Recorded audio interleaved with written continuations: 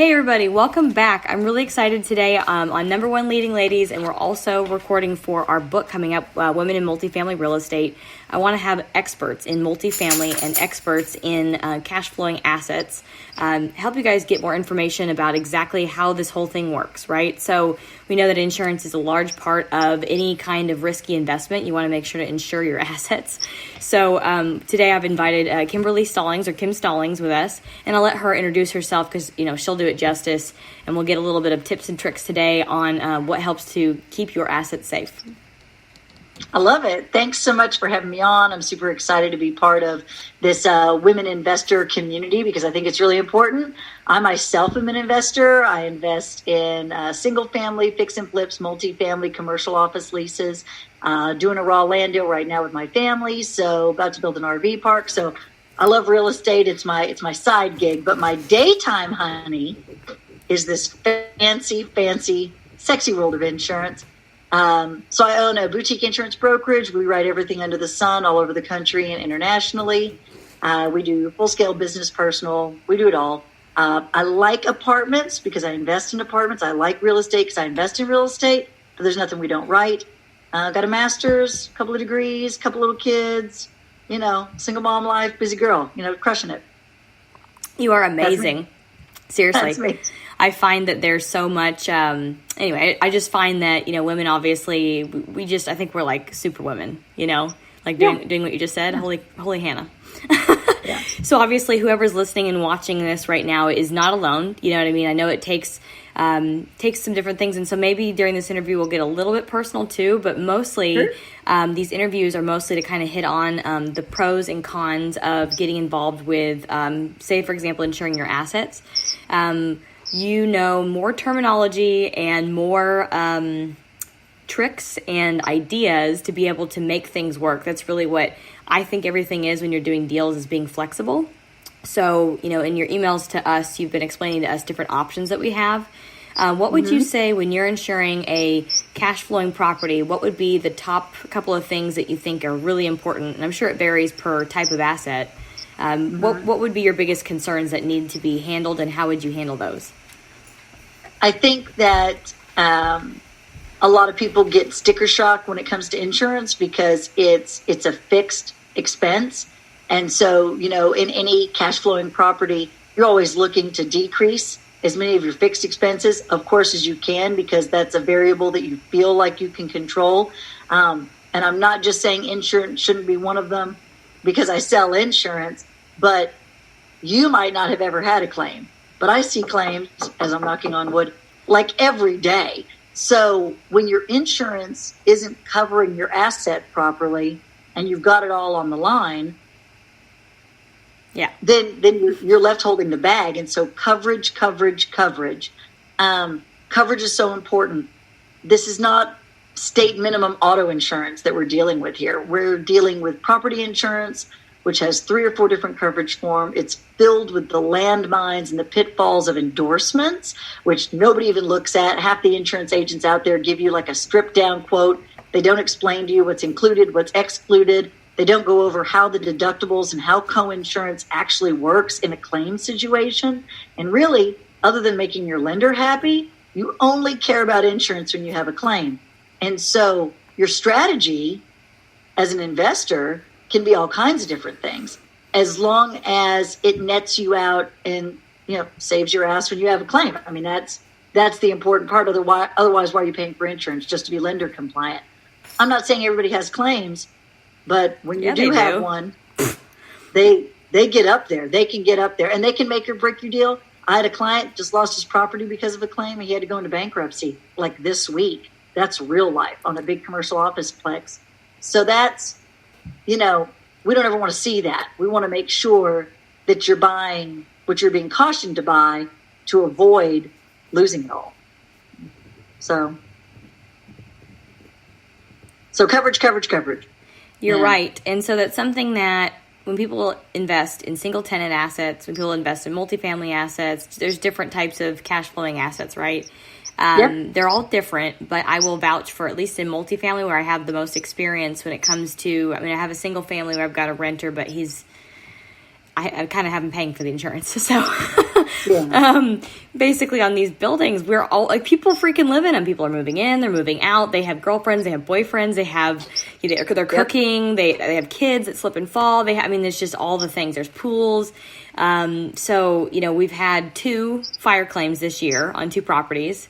I just had a roof claim on a property last week. So, there's claims all the time. And it's just like, we actually haven't been dealing with that roof claim for a while because we've been like patching the roof and like doing other things with it. But now it's getting to the point where we've had to tarp the roof. And so we're like, okay, we need to make a claim. We just didn't think that the hailstorm we had recently was big enough, but the adjuster thinks differently. So we'll see. So the insurance is important. Now, you mentioned a whole bunch of terminology that I caught on to that, I'll be honest, I don't even understand. And that's why we have an expert like you that usually when I see these things, I'd be calling you going, how do we deal with this? And that's why you're explaining, we need to split it this way. We need to do it on this value and this. Anyway, so there's a couple of key terms that you mentioned. For example, coinsurance. What does that mean? Yeah. So coinsurance is in all of our policies that have properties, whether it's your personal home that you own, a landlord property, a big commercial office space, an apartment, it doesn't matter. Coinsurance is basically, it's like the worst kind of deductible. It's a penalty. It states, and every policy has one, it's either 80%, 90%, 100%, or what they call nil, which is non-existent, which is great if you can get a nil policy. But a lot of carriers aren't offering that anymore. And it's a game. We call it the coinsurance game. And so you have to make sure when you figure out how much you're insuring your property for. Because let's face it, you might be buying it for more than what it costs to build it or for less than what it costs to build it. Either way, they both have good strategies.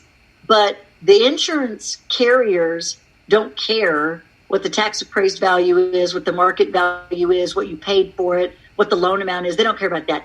They care about they have to rebuild it if it burns to the ground or blows away. Mm-hmm. Okay? So what's the current cost of construction for labor and material per foot?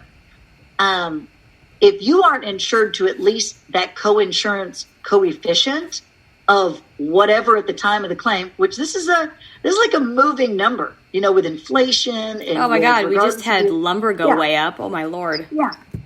Regardless of your political beliefs, things that happen in the greater macroeconomic planet that have to do with free trade agreements, that have to do with labor interchanges, that have to do with skilled and unskilled labor and how much that costs in different areas. We mess with Mexico, we don't get cheap bricks. Half of our apartment complexes have bricks on the outside. You mess with Africa, you don't get copper to put the wiring in your building. So we mess around with stuff like that. And unbeknownst to you, something's happening in some other random part of the world. And all of a sudden it costs twice as much to build the thing. And that's when you have a claim. So the adjuster looks at the cost to rebuild at the date of the claim. And if you are not insured, which is a number that we can't predict, okay?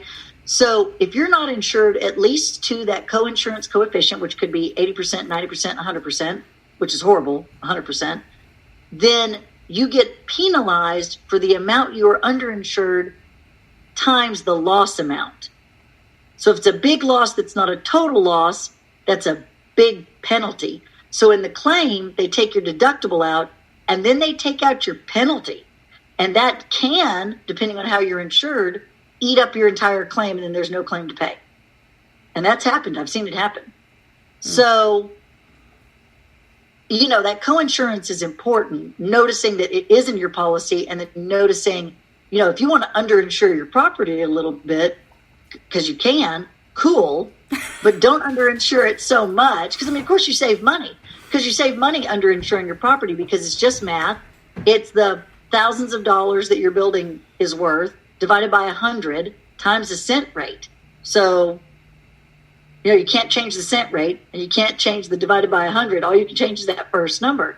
So by all means, reduce that number as much as you can, but be comfortably over your coinsurance.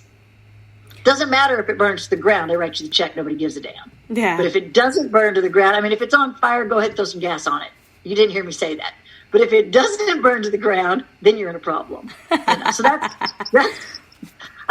make sure it's gone. If you think you're underinsured, make sure it's gone. Yeah. So that's the thing. That's what coinsurance is. It's nobody really pays attention to it, and then they get really upside down in the values, and then they have a large partial loss, and then there ends up not being any money in the claim, because by the time they take out your deductible and the coinsurance penalty, there's no check. Yeah. Luckily, we had good insurance, or we did that on our property in Phoenix, where like a third of the building burned down. And it wasn't all the way burned down either. It was just basically like almost 100 units on one side. Yeah. So luckily that insurance was good, and it covered lost rents. It covered a lawsuit that happened. It covered all the stuff, that happens. Yeah. So, because that can be scary, but, as long as no one's hurt, it actually ends up being okay, because we're able to, like you said, rebuild those units, and then everyone's covered in the meantime. So just, cover it, I guess, with up to the level of coinsurance. Yeah. And I always tell my clients, let's be, let's try to be 5 to 7% over coinsurance. Yeah. This is a perfect example right now. We've got in fluctuations in the market right now with how much it costs to have somebody build something, labor shortages, people not working, and how much the cost of materials are.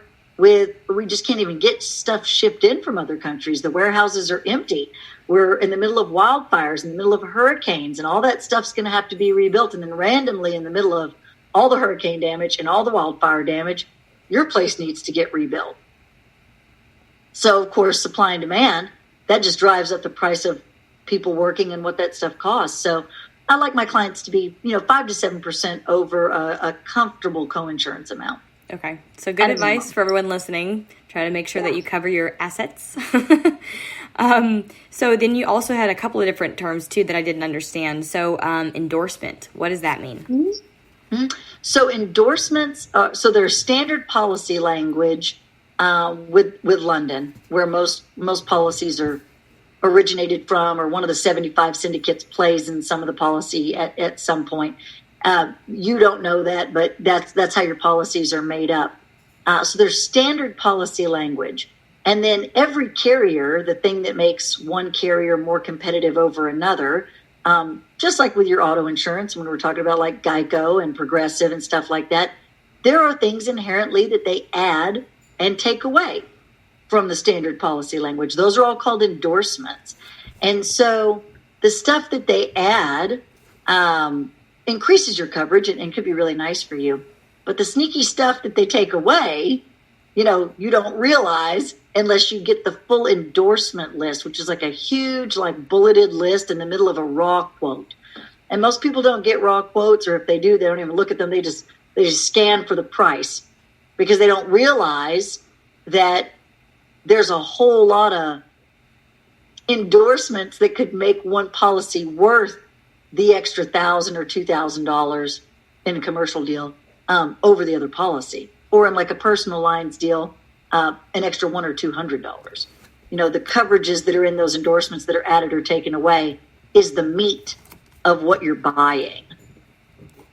So they're super important, and a lot of times they got like really cute, clever names, and you can't tell from just reading them, if you don't know better, exactly what they're covering or not covering. But if your broker, whoever you're working with, is kind of staying up on their due diligence, then you can kind of find that stuff. Okay.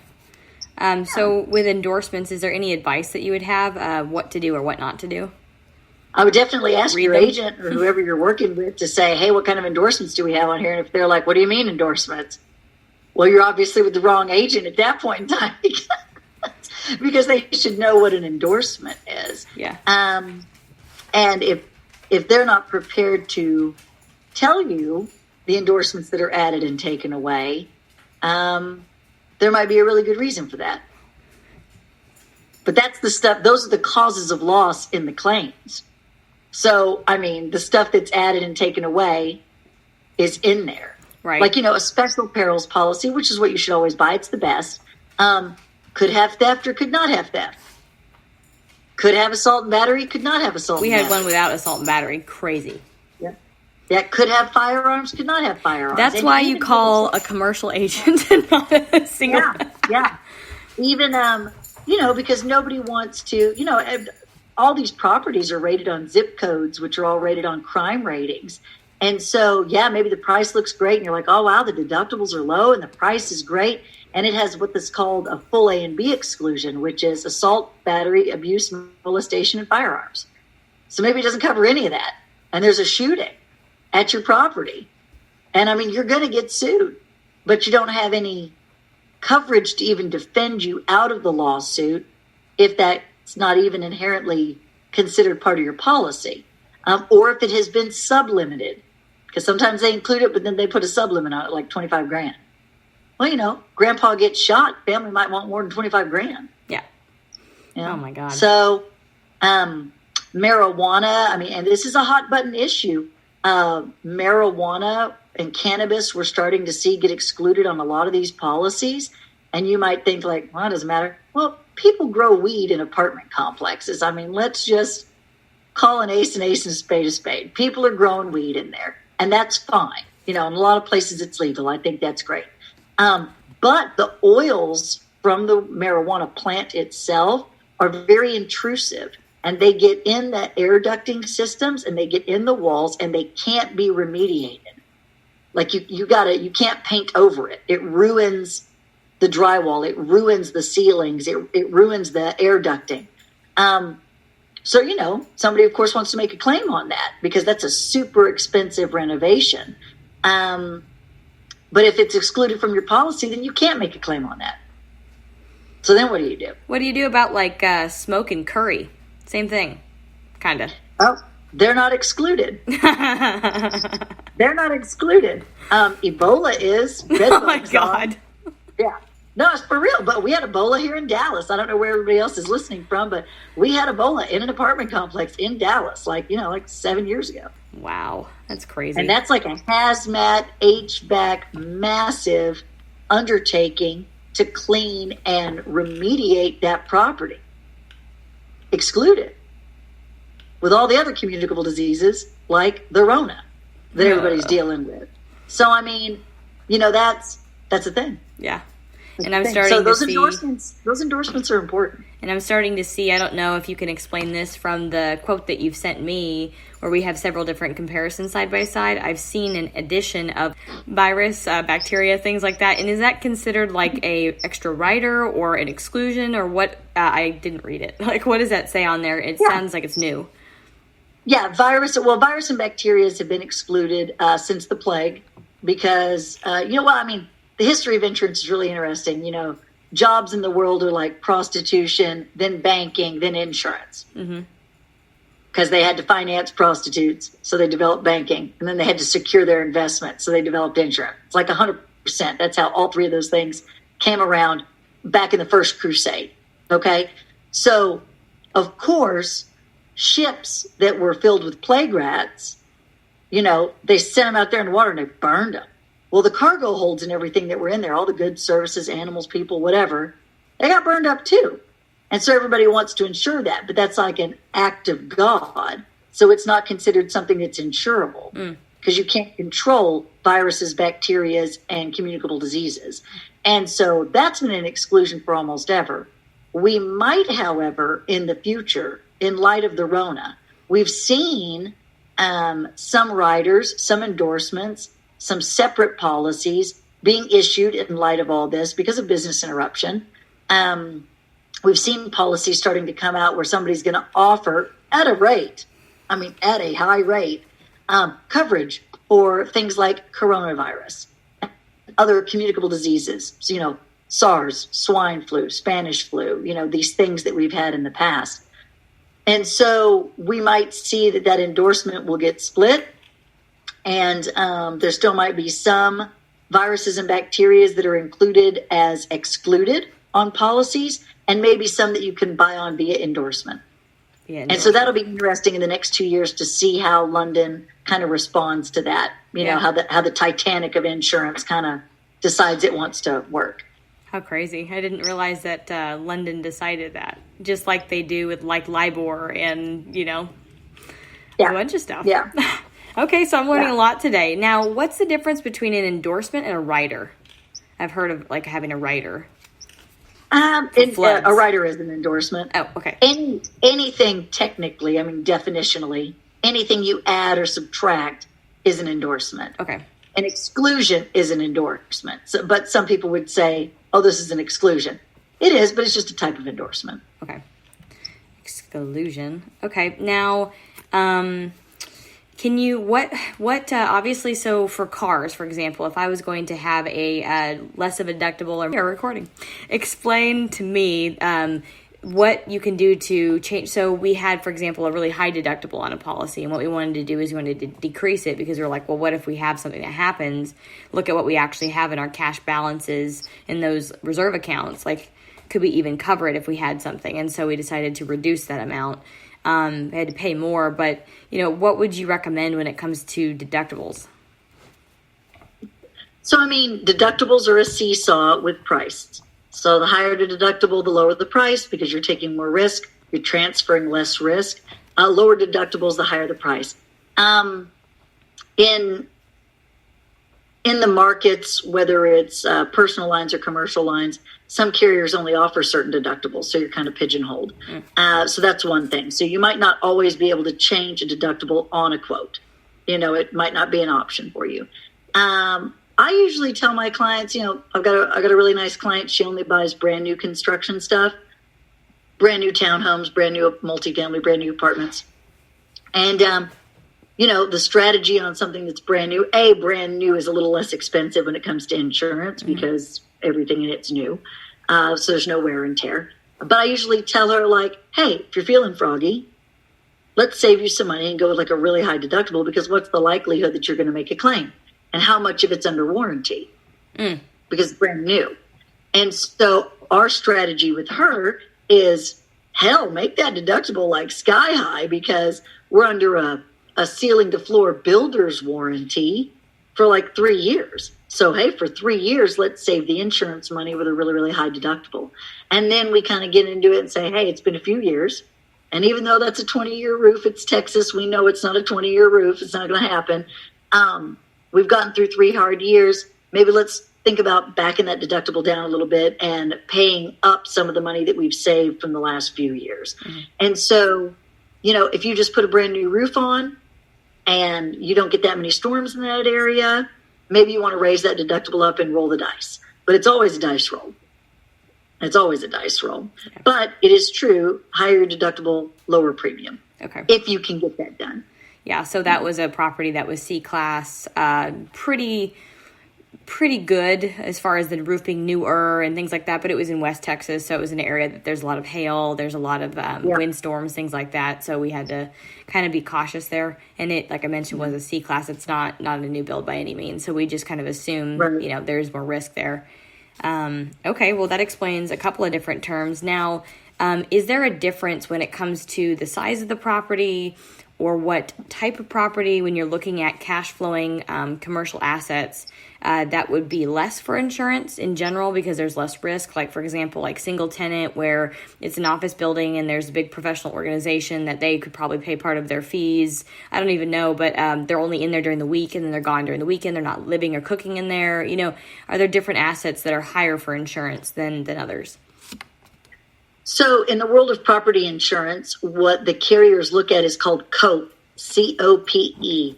And the C stands for construction because a building built out of wood frame sticks with wood siding catches on fire and burns the ground faster than a building with brick siding, than a building with hardy board siding, than a building that's not even made out of frame. It's made out of masonry cinder blocks, like some office buildings are. And so they look at that way it's constructed, flat roof, pitched roof, how many stories, 2 stories, 5 stories. All of that, basement, all of that goes into the construction. Then they look at occupancy. Is it habitational occupancy or is it office occupancy? And then how much of it is occupied? Is it 90% occupied? Is it 40% occupied? And who is it occupied by? Any Section 8, any subsidized, any elderly, any student housing. They look at all of that. So that's the occupancy. Vacant buildings are far more expensive than occupied buildings, et cetera, et cetera. A single tenant versus multi-tenant. Of course, single tenant's less risky than multi-tenant. Occupied's less risky than vacant. occupied with students and elderly and assisted living in Section 8 is more dangerous than occupied by not, statistically. So they look at that. The P stands for protection. And what they mean by that is smoke detectors, fire alarms, burglar alarms, carbon monoxide alarms, built with any green materials. Is it fenced? Is it not fenced? Is it lit? Is it next to a power treatment plant? Or is it next to a school zone? Is it next to single family housing? Or is it in a concrete jungle of nothing but industrial and other apartments? So they look at the crime score rating and the zip code, and they look at that 4-digit subset zip code. Everybody's like, what's these extra 4 digits on my zip code? My mail. It's for insurance. Oh. It's for insurance. So those extra 4 digits break down where in the zip code a property is. And that's what they look at for the crime score ratings. Yeah. And so that's really important. So that's the protection. What level is the fire department? Is it a volunteer fire department or a level 1? How quickly will they respond if there's a fire? Because that lets you know how much of the building might be able to be saved once it's caught on fire. So all of that goes into the P, protection. And then the E in COPE is exposure. And so there they want to know what the surrounding risks are. How attractive is this? Apartments are a bigger exposure than commercial office buildings because people are moving in and out of apartments all the time. A-class apartments are less exposed than C and D-class apartments, simply because of what you got to do to get in those properties and how much they cost and who's attracted to those neighborhoods versus the other. That's just numbers and statistics. It's not anybody making judgment calls, just numbers. So they want to see if you're near a lake, if you're in a coastal region, if you're in a wildfire zone. Are you in an area that gets constantly hit by wind and hail issues? Are you in Tornado Alley? So that's like the environmental exposure situation. So those are the 4 things that a carrier looks at when they're looking at a property risk. And that's what determines the cent rate. And so all of those things give you plus or minus pennies. And the plus or minus pennies, every carrier has a different importance for. So some carriers penalize you, penalize you less for certain risks than others. And that's why you see way different rates from multiple carriers, because the things that they put pennies in the cent rate on, again, get multiplied by every $100 of value that you're insuring. So it's back to that math formula. So, one carrier's cent rate might be more attractive than another carrier's cent rate. Yeah. Because one carrier cares more about the exposure than the other carrier, and they don't give you enough credits for, they minus pennies for newer roofs. They minus pennies for green construction, LEED certified construction. They minus pennies for year of construction and minus pennies for occupancy. But then they add pennies for you're in a coastal zone, and they add pennies for you have X amount of Section 8 or student housing. So, every carrier adds and subtracts different pennies for those things. Does that make sense? That's cool. COPE. Yeah. I had no idea. COPE, coping skills. I'm like, y'all make this stuff up off the hip, but now I see that there's actually criteria. Now, I've got a question on the O, the occupancy, because something that I was thinking in my head would work one way, the way you said it worked the other way. So I was kind of surprised. So, for example, for the occupancy, I would figure that a less occupied building would be less expensive. So, like, for example, if I had a 70% occupied multifamily building versus 100%, I would think it'd be more for the more occupied building. But you just said it was the opposite. So I don't understand that, but I don't have to understand it, but that's interesting. Well, I'll explain it because real quick. When things are vacant, they're an attractive nuisance. Squatters, yeah. For people to squat and for people to move in, for people to cook drugs, for people to do underhanded behavior, for people to, and that's a single family house that's vacant or a construction project or an apartment, it doesn't matter. When they're vacant, you attract an element, kids kids that are looking to like find a place to kiss and make out and neck. I mean, you just attract an element of potential hazard. More importantly than that, let's say there's a water line that breaks or freezes or something in one of those vacant units. Well, nobody's living there. And so unless you're just randomly going in the unit every day, which none of our property managers do in large apartment complexes. No. Well, they don't know if that water line is like seeping through the building or through the ceiling. So, you know, your response rate for notifying somebody of a claim gets heavily reduced in vacant properties. So that's why an insurance, because insurance companies are, again, always looking at mitigating the potentiality of paying out a total loss amount. Because, you know, your property might be worth $2 million and it might be insured for $2 million, but you're only paying like 17 grand in insurance. Well, I mean, if you pay for $17,000 worth of insurance for 2 years, you're only in it for 35 grand and then it burns the ground. Well, they're writing you a $2 million check and you only gave them $35,000. So, I mean, they're like significantly in the hole. Yeah. And so, of course, they charge you pennies for things that could potentially lead to a hazard going undetected and causing a much bigger claim. Got it. Yeah. And then my understanding on an insurance is on the back end is that they're usually pretty smart and they'll take the monthly premiums that people are paying and reinvest those into things like multifamily deals or into certain parts of REITs and things like that, to where they're making way more than you're paying every month. So they're not out, like that bad, I guess, when this stuff happens. Because I don't know, could you share what would be, I know claims happen all the time, but what would be like the claim rate, or is there like some kind of a measurement of for how many people we insure, what's the percentage that usually become claims, I guess, in the first year, 2 years, something like that? Well, it's way more than 50%. Everybody has different appetites, and that's why we see carriers come in and leave the market all the time, because they'll have a really attractive rate. And, you know, for a long time, there's a carrier called Amwins, and they had like just a hot rate for writing multifamily had in North Texas when nobody else wanted it. So, you know, they just got inundated with all the brokers trying to get their products on the Amwins paper.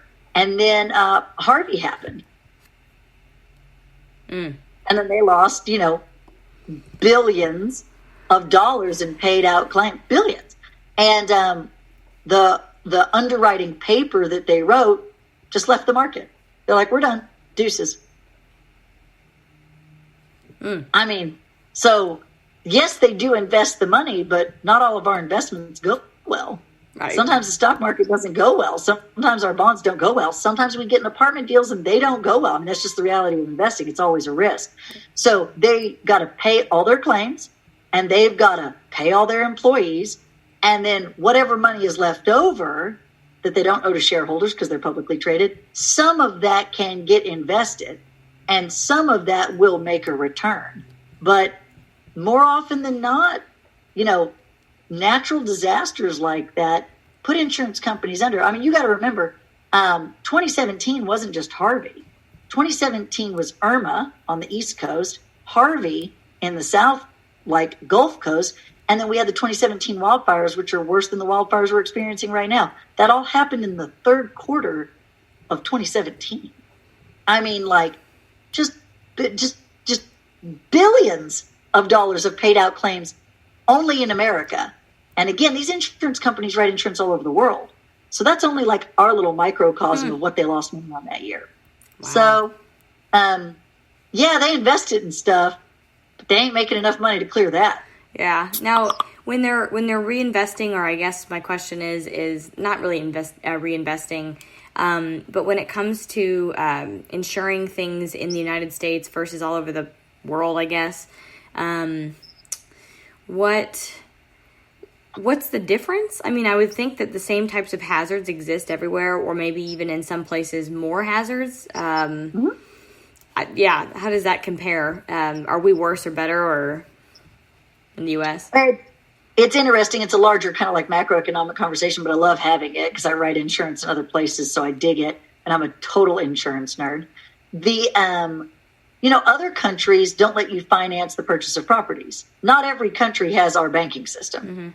So not every country has a system where you can own a property and finance it. Right. So insurance follows banks. Insurance is there for banks not to lose the asset that they've loaned you money on, not for you. Yeah. It's for your bank.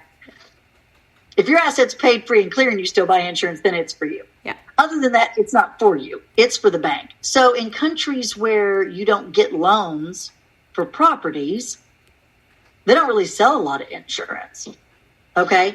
In other countries, they don't like to transfer their risk. They just pay for everything cash. We see in this country, billionaires, I mean, I know some that live here in Dallas, like, you know, in the top 10, 13 list of billionaires in the state, own all the taco casas and like 50% of the Sonics. He doesn't buy insurance. He loves me. We drink scotch. He tells me all the time, don't angle for insurance. I go, baby, I don't. We just drink whiskey. He doesn't need to. He takes the loss. He takes the write-off. It's a better deal for him. So, you know, it's hard to compare what we do in this country to other countries, because in this country, we have a lot of people like me and you who are not billionaires yet, that are buying heavy assets and leveraging them. And that kind of leveraging doesn't exist the same in other countries. Right. And so insurance in other countries isn't always so much property based like it is here. It's more like general liability based, like in case we get sued for something. But not every country has the same kind of tort and law system that we have in this country. Not all of our states have the same tort and law system as we do in this country. Mississippi is a great example, and so is Louisiana. They run things completely different from a lawsuit perspective than we do here in Texas. And so it's just so different. Right. It's just so different, you know? Yeah. Yeah. Well, we'll have that conversation another time. 'Cause I'm curious about that. And then I also use insurance, different type of insurance, to actually loan out to be my own bank. You know, so that's another thing that, you know, want to talk to you about. But we're kind of up on our time. So I know you, Kim, you are a wealth of knowledge, and there's so much that you know that I don't. So maybe we'll have to have you back on another time. And I'm realizing that there's other categories too that you specialize in. So I'll send you an email and talk through a couple of those things if that's okay. Of course, always. Okay, awesome. Well, thank you so much for being in our WMFRE book, our podcast, our new app coming out to educate women on cash flowing real estate assets, and obviously the protection side of those things as well. So we have attorneys in the app. We have, you know, everything that you kind of need to think of, because I feel like it's not risky to do these things, which women are so risk averse when it comes to investing, which is a good thing. Yeah. This is why we're so good at investing. But, you know, for example, if you have the right litigation attorneys, if you have the right insurance agents, if you have the right people to protect you, there's no reason to be so afraid of things, because you have the support you need. So it's just really important for me to talk through all those things and help women to feel more comfortable. Kim, if someone wanted to reach out to you specifically and ask you how to mitigate their losses investing in cash flowing assets, how would they reach you? You can always call me. I'll give you my cell phone, and I'll try to get back to you as soon as I can. But that thing rings off the hook. But you can call or text. My cell is 940-367-9740. You can email me, Kim, Kim, at heritageriskadvisors.com. Or you can go to the website, heritageriskadvisors.com, and you find me on there. Okay. You can book face me. I'm on the book face. I can be found. Perfect. Yes. So anyone that wants to reach out to Kim, feel free. And then I'll see everybody next chapter or next episode on Number One Leading Ladies podcast, where we build women up instead of tearing each other down. Thank you so much for your time. Thank you. Bye.